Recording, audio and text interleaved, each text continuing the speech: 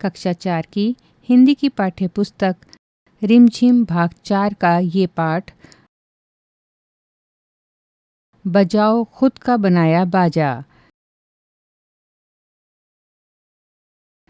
पृष्ठ संख्या 126 से 127 तक।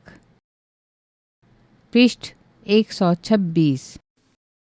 लेख बजाओ खुद का बनाया बाजा।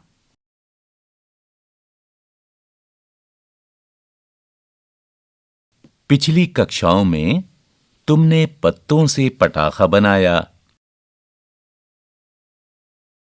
ग्रीटिंग कार्ड बनाया, कागज से मुखौटे बनाकर नाटक खेला। आओ इस बार हम बाजे बनाएं और तरह तरह की आवाजों का मजा लें। जल तरंग।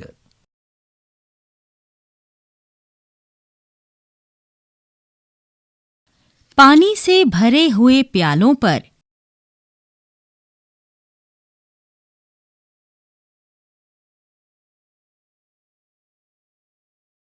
लकड़ी की पतली डंडी से चोट करने पर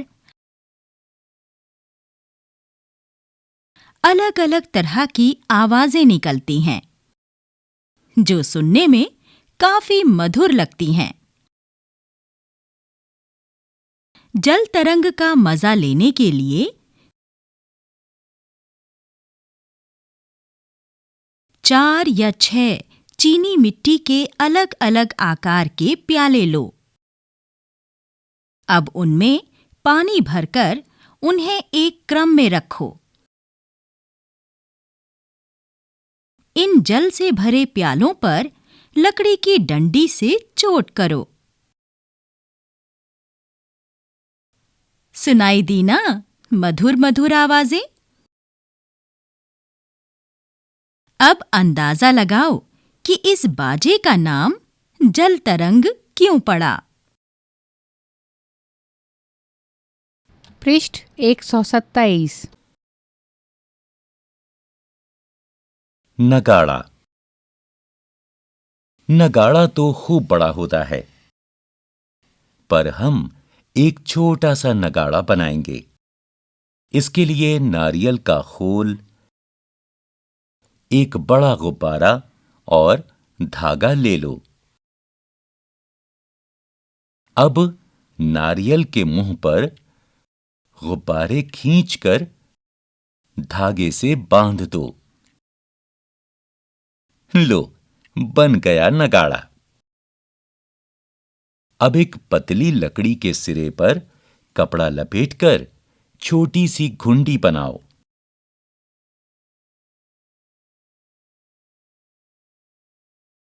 इस लकड़ी से बंधे हुए गुब्बारे पर चोट करो। क्या हुआ?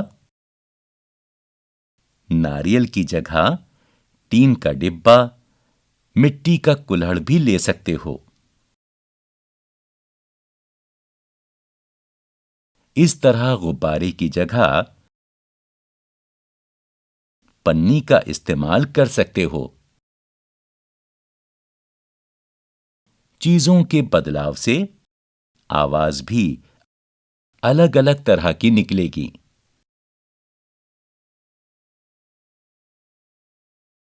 धागे का बाजा।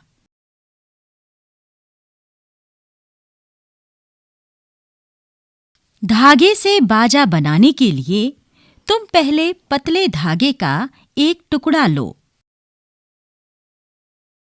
इसके एक सिरे को अपने एक हाथ की उंगली में लपेटकर उसे अपने एक कान से सटाओ। फिर धागे के दूसरे सिरे को दूसरे हाथ की उंगली में लपेटकर हाथ की दूसरी उंगली से धागे को बजाओ। तुम्हारे ऐसा करने से अलग-अलग प्रकार की आवाजें बाहर आएंगी। अब तुम धागे की लंबाई कम या ज्यादा करके आवाजों में बदलाव ला सकते हो। आओ चलते चलते आवाजों में बदलाव का एक और प्रयोग करें। कंघी को पतले कागजों में लपेटकर मुंह के पास लाओ। अब उसमें कुछ बोलो या गुनगुनाओ। देखो, आवाजों में बदलाव स्पष्ट सुनाई पड़ेगा।